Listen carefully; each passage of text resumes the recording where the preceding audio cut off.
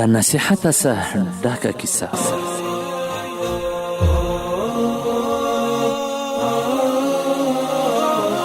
عزتمنو، دا کومه کیسه چې زه ستاسې سره شریکول غواړم، تاسې ته اورېدل غواړم، په ظاهره خو دا د تفریح د ګپې د شوخي یو کیسه معلومیږي، لیکن په حقیقت کې په دې کې ډېر پن نصیحت پروت دی.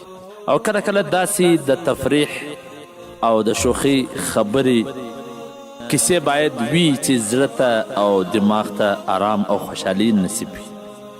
هغه کیسه دا ده چې یو خاوند سره خپلې کور والا څه شوخي کول غوښتله، نو یو ښځې خپل خاوند ته پر یو ورقه ولیکل، کاغذ باندې ورته ولیکل چې نوره ستړی سوی یم، له تا سره ژوند نسم کولی، تا پرېږدم او زه ولاړم.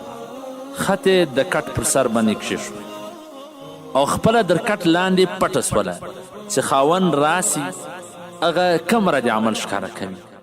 نو خاوند چې کله راغلی هغه ورقه راواخیستله، نو هغه ورقه کې داسې خبرې لیکلې دي او د ویلو وروسته یې ښه په زوره زوره وخندله او پر ورقه او کاغذ څه ولیکل او بیرته یې پر هغه ځای باندې کښېښود.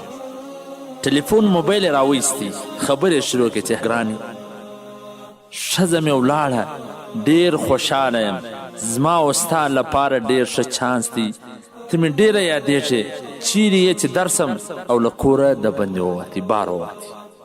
ښځې چې دا خبرې واورېدلې چې دوی خوا دې خوشحاله سو، د بل چا سره یې هادې خبرې سوې، نو سترګې د اوښکې سره ډکې سولې، په سلګو سلګو یې وژړل.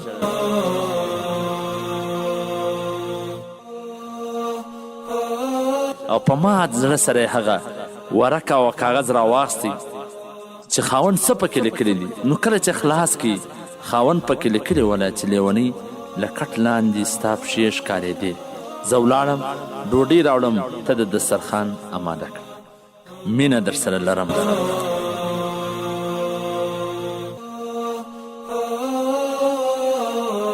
نو په ژوند کې در هر څه اعتماد او باور مهمه دی، او کله کله د خاوند او د ښځې په منځ کې داسې تفریح، ګپ شپ، شوخي وي او داسې ژر د ژره فیصله هم نه وي کول پکار.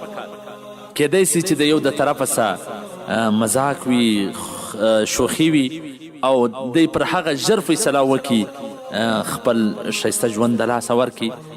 نو پکار دا ده چې په هره فیصله کې تلوار نه وکړل سي، کله هر وخت داسې سات او شوخي هم نه وي، ځکه زموږ په پښتو کې وایي کله کله د ساته څه فساد جوړ سي، یعنی کله کله د شوخي د ګپ څه هغه شر او فساد جوړ سي.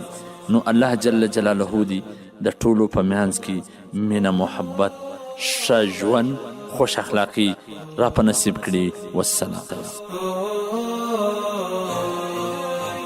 د مولوي عبدالرحمن صمیم صاحب د نشراتو څخه منتخبي رښتینې قصې.